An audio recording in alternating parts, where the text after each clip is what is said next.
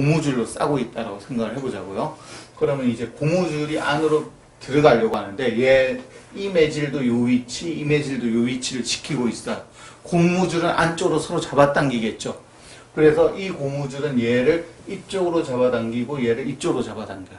바로 옆에 있는 매질하고도 마찬가지로 이렇게 잡아당겨요. 그러면 이 가운데 있는 얘 동그란 애는 양쪽에 잡아당기는 힘이 똑같으니까 힘의 합이 0이 돼서 안 움직이고 있는 거죠. 그런데 얘가 만약에 아래로 내려간다고 생각해요. 내가 힘을 줘서. 그럼 이제 이렇게 되겠죠.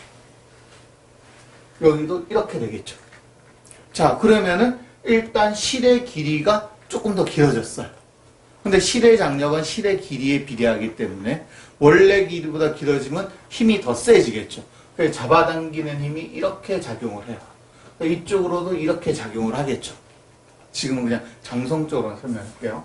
그러면은 자, 이때 얘가 받는 힘을 생각해보면 이쪽으로 받는 힘을 F1, 이쪽으로 받는 힘을 F2라고 해주자면은 F1은 이쪽 방향과 이쪽 방향으로 분해할 수 있고 이쪽 방향도 이쪽과 이쪽으로 분해할 수가 있겠죠. 그런데 이 힘과 이 힘은 서로 상쇄가 되니까 맞는 건 이쪽 힘밖에 없어요. 그래서 아래로 내려가는 애는 위로 올라가게 되는 거죠. 그런데 옆에 있는 애는 어떻게 되냐? 옆에 있는 애는 아직 전달이 되지 않았다고 생각을 해보자고. 자, 이렇게 잡아당기고 있었는데 이제 힘의 방향이 이렇게 돼요. 그러면 이 두 힘의 합력은 이렇게 내려가야 되는 거죠. 자, 그런데 얘가 내려가서 아주 약간 내려갔을 때부터 계속 이 힘이 작용할 거잖아요. 그러니까 얘가 아주 약간만 내려갔다고 하면 이렇게 될 거라고요. 이 힘의 방향이, 그죠? 그럼 얘가 어떻게 되면 이런 식이 되겠죠. 힘의 합력이. 그래서 이쪽 힘과 이쪽 힘이 거의 구분이 안 될 만큼 있는데 얘가 아주 약간만 내려갔어. 세타라고 하죠. 요 약간 내려간 거를 세타라고 한다면은 얘도 이쪽이 거의 여기가 세타만큼 정도만 나갈 거야. 근데 이게 미분을 취하면 얘가 그냥 아래 방향을 향하겠죠. 힘의 방향이. 이렇게 해서 얘도 아래로 내려가게 된다. 이런 겁니다. 요 구체적인 건 나중에 파동 에너지 방정식을 오늘 하게 될지 다음 시간에 하게 될지 모르지만 파동 에너지 방정식을 유도하는 과정에서 이제 나오게 될 건데 어쨌든 이런 식으로 해서 파동이란 게 이루어진다.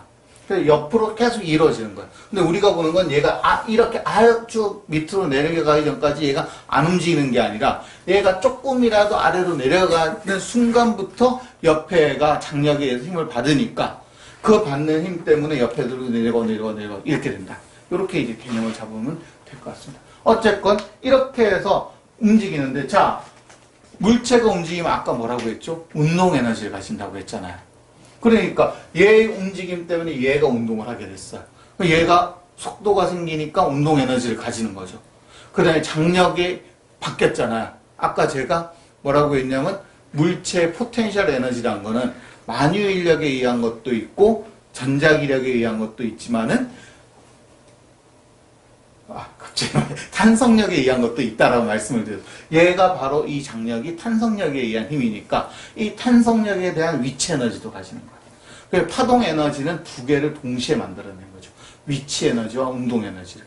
그래서 파동 방정식이 하나가 아니에요. 이 에너지와 관계돼서 이 에너지 값이 어떻게 전달되는지에 대한 파동 방정식이 따로 있고 그 다음에 이 매질의 위치에 대한 파동 방정식이 따로 나타나게 되거든요. 요 두 개를 이제 얘기를 할 건데 여기까지 갈 수 있을지 모르고 일단은 파동 자체에 대해서 조금 더 알아봐야 될 겁니다. 일단 요렇게 움직여요. 근데 지금 제가 말씀드린 건 매질이 있는 거고 그 다음에 횡파인 것만 얘기를 드린 거죠. 만약 종파면은 다르겠죠. 용수철을 가지고 안 나오네. 용수철이 이렇게 있는데 이 용수를 제가 이렇게 잡아당겼다 놨어요. 그럼 용수철이 앞뒤로 움직이잖아요.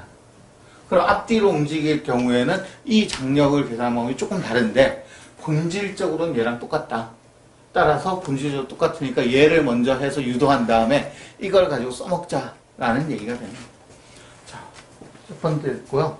그래서 자, 두 번째 중요한 거. 지금 움직인다고 해서 제가 매질을 고정시켜 놨잖아요. 아래 위로만 움직일 수 있게. 자, 그 파동이 이동할 때 파동은 내가 여기서 줄이 이렇게 있는데 여기를 하나를 쳐서 이 줄의 진동이 이어갈 때 줄은 움직이지 않아. 제자리에서 진동만 하지.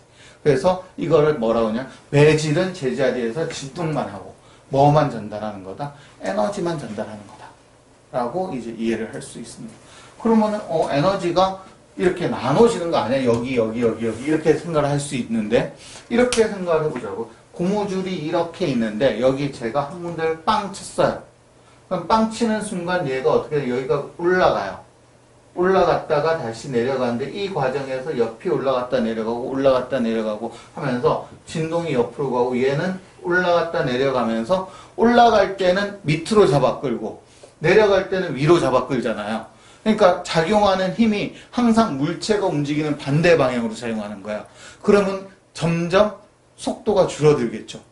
물체의 속도가. 그래서 얘는 어떻게 되냐면 결국은 정지할 수밖에 없어요. 먼저 시작된 데는. 옆으로 가도 계속 그렇겠죠. 그래서 결국은 우리가 처음 친 곳은 정지하고 그게 쭉 아이디얼하게 생각하면 이제 다른 힘이 작용하지 않는다면은 옆으로 계속 전달되니까 에너지가 나눠지는 게 아니라 전달만 되는구나 라고 이해할 수 있습니다. 자, 요게 중요한 포인트 중에 하나예요.